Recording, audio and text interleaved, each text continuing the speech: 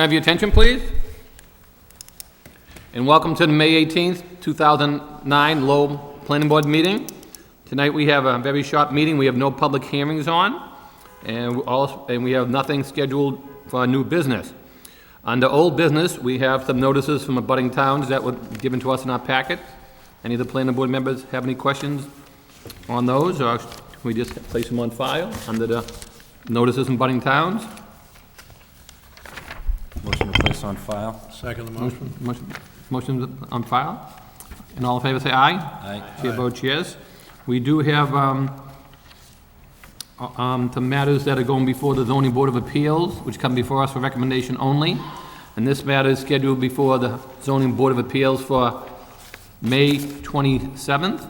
And this is under their new business, and this is for a special permit. The applicant is B3 Development, Brian Luge, 63 Varnum Ave, and this is a traditional single-family zoning. This is a petition to expand the legal non-conforming use of an existing two-family to a three-family according to section 4.5.2 of the zoning ordinance of non-conforming uses. Yeah, and I know we received a little comment from you in regards to the applicant of this matter. Is there anything you want to say prior to the board members taking action on it? I knew there was a comment that you had on the matter. Sure. I think we spoke a little bit on this one, and I, at the time, wasn't sure if this was actually something that could be categorized as a use variance or a special permit to extend an existing non-conforming use.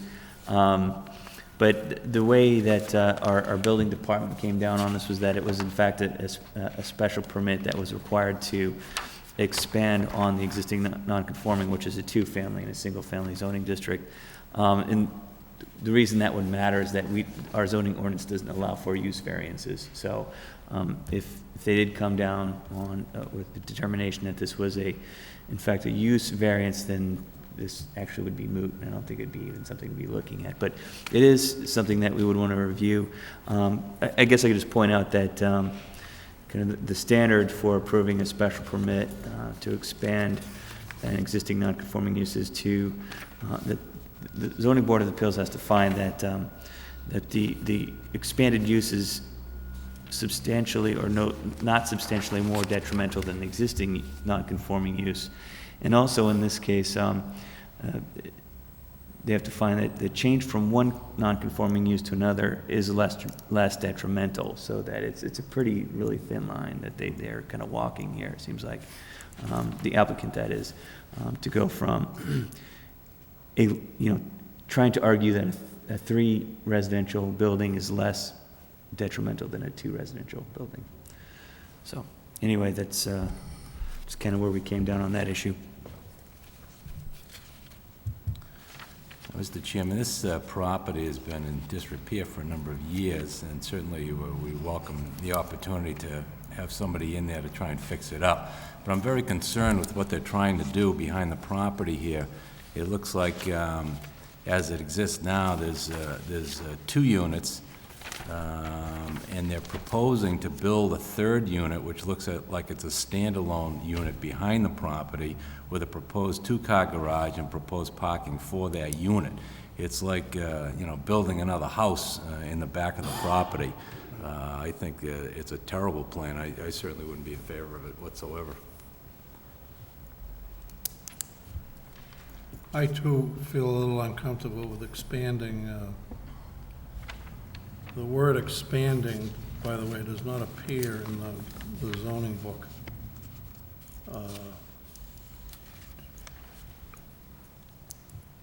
To expand the legal non-conforming use, and I'm just very uncomfortable with expanding a non-conforming use.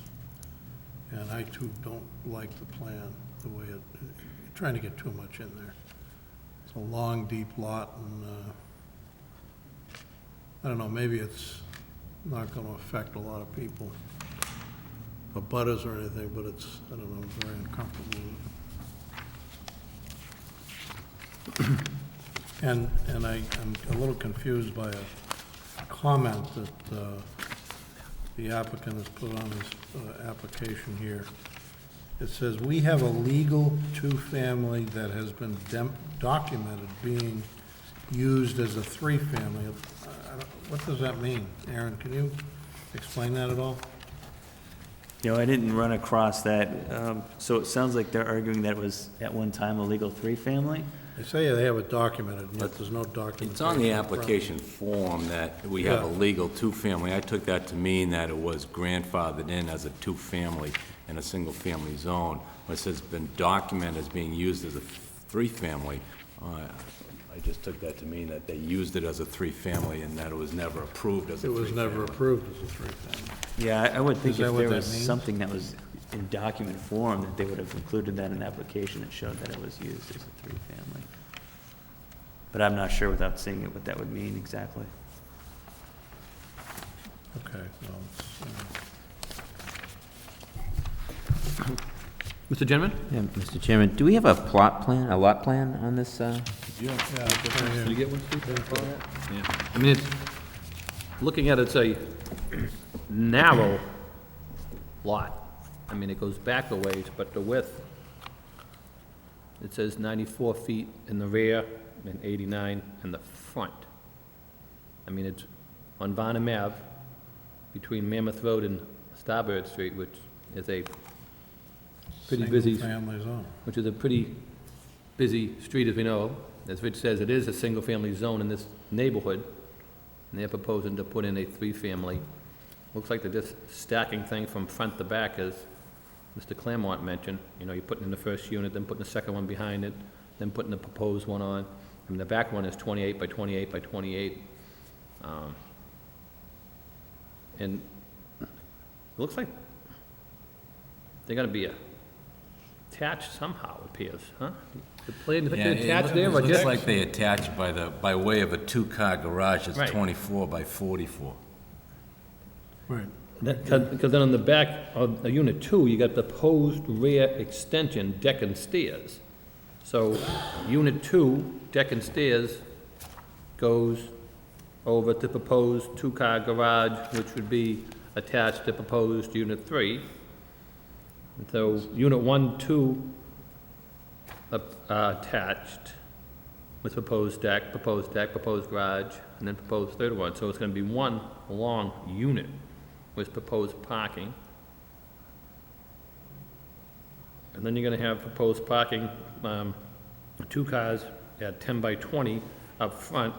So I imagine they're gonna have to back out to either go in forward or pull out to go with the bottom out. So I think it's a pretty congested lot myself. Yeah, I mean, the way they're tacking everything on the building to the rear. In these photographs they supplied with the application, it shows new construction here. Is that renovation to existing unit 2? Or is that is that the unit, proposed unit 3 already being built? Do you know, Aaron? I'm sorry, I didn't hear your question. In the photographs that are supplied with this packet, it shows some new construction here.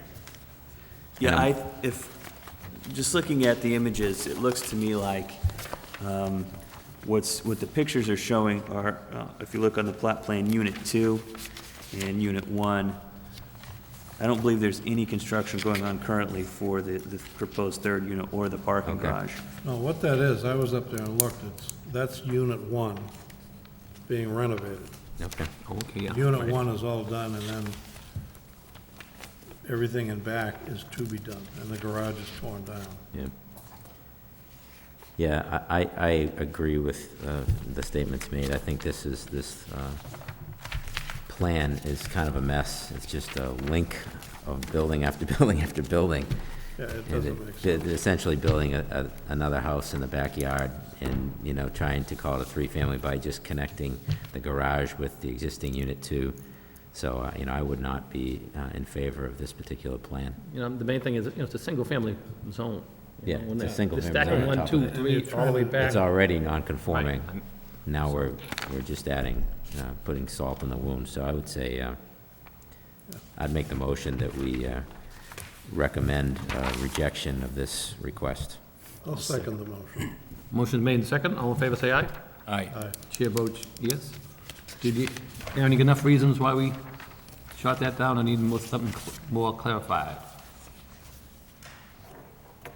Yeah, I think I generally have that, that the site does, generally from what I understand, the site does look like it is going to be more detrimental to the neighborhood than a two-family by adding the third building on the back, and that the building itself, although is connected by a sliver with the proposed two-car garage, it still essentially is a third unit that's a detached, Right. single-family residential Yeah. residence. And then I think there was also just concerns with the layout, correct, with the parking and, Yeah, it's just, Yep, concerned with the parking and the layout, and due to the fact it's a single-family residence, neighborhood. I mean, and it just looks like tacking everything onto the back of it, I mean. So, did I get it all? I believe so. Okay. Okay.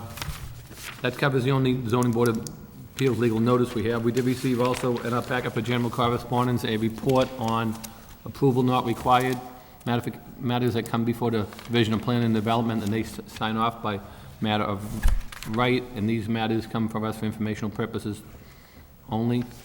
Everybody received a copy of that. We need no action on those.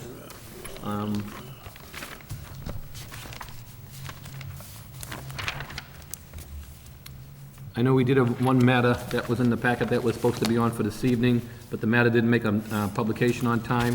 So we're gonna have a matter come in for a wireless phone tower on 1400 Gorham Street. And that'll be scheduled for our next meeting, which is on for June 1st. I believe, Rich indicated that it's been advertised in the local paper this evening. So that matter was tentative to make it to tonight's meeting, but due to the fact that notices and the advertisement has not been completed for tonight's meetings, those will be on for our next meeting, which is scheduled for June 1st, 2009. Mr. Chairman, on that matter, I wonder if I could ask Aaron if it's possible to try to obtain some of the information we were discussing earlier about cell towers that exist in Lowell and what providers use those cell towers. I don't know how easy it is to obtain that information, but it'd be really helpful to have.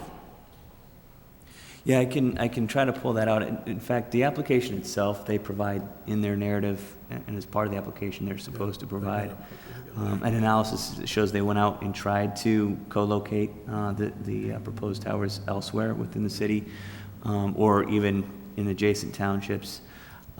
So that should be provided. I'll take a look at, though, and make sure that it covered all the information you're looking at. So if I understood it was just to make sure, to find out where the towers are, who owns them, if they allow, which they should allow, if possible, other carriers or providers, and then what's the area that's kind of the missing hole, I guess, or the black hole for the wireless reception. what's the coverage? That's probably, That would be good. Yeah, there is a That would map be that shows fabulous. that, but I'll just go through it again to make sure that we have everything. So we'll know basically, what are the towers in that vicinity?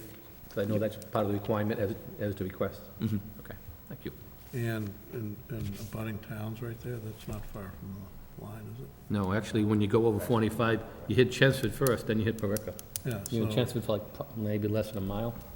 As soon as you No, go over that's a 45, consideration. that's It's not Chelmsford just first before you hit within Barica. Lowell, Yeah, there's- so it's a short period Yeah, before you hit, because you do hit Chelmsford first before you hit right, Barica. you do, Yeah. yeah. Any further discussion on that matter? Okay. Aaron, do you have any further general correspondences with the board members? I just wanted to note on that last matter, I did receive a fax letter from the applicant formally requesting that, or notifying the board that they missed the notices for this meeting, and that they'd like to present in a public hearing for June 1st. So, just want to let you know that came in. Also, as you know, the Division of Planning and Development has been hosting these city building workshops. The first round of meetings happened in Back Central, Lower Highlands, downtown, Jamairy, and the Acre earlier this month. We finally were able to pull together a schedule for the end of this month for the second round. So the first session's really just kind of did you know, the 30,000-foot level view of these neighborhoods and the bigger ideas, general ideas that the residents had on how they can build off the Hamilton Canal District in its development, and how they can improve connections to it and downtown as well as within these neighborhoods. The second series of meetings are going to be more specific. They're actually, participants are going to sit around a table, around a map, and kind of mark on it what the specific elements they would like to see based on kind of the outcome from this first series of meetings, which generally you could lob under one giant heading of connections. You know, they were looking at physical connections, so better pedestrian and transit connection to downtown and the Hamilton Canal District. Some programmatic things for business development and cultural and arts kind of program back and forth between the neighborhoods and the district. And then some, I guess you could call it personal social connections, a better interaction between the neighborhoods and discussion as the neighborhoods really try to kind of bring enhancements into them and make sure that they're working together synergistically. So the first, I'll hand out these flyers to you just in case you guys can make it, but just generally the first meeting is May 26th in the Back Central neighborhood. It's going to be at 11 Mill Street at the Massachusetts Alliance for Portuguese Speakers, and that starts at 6, goes to 8. The next one is Lower Highlands, May 27th.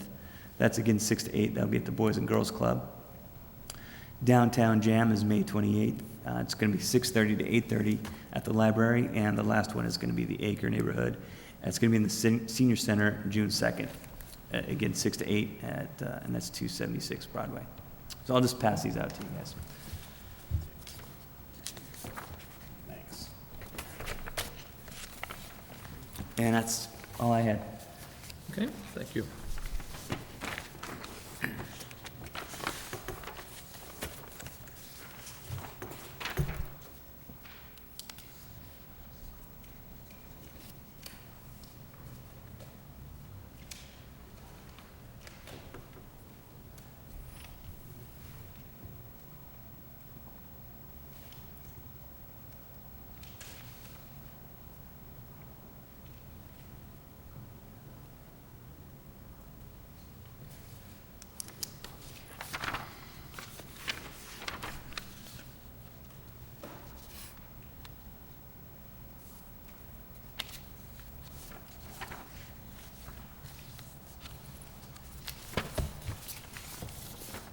Any comments from any board members in regards to any upcoming matters?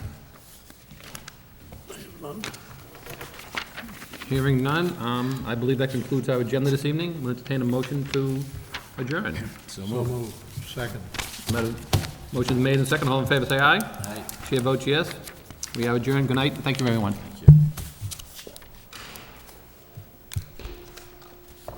you get any case what the meeting before? Also, we have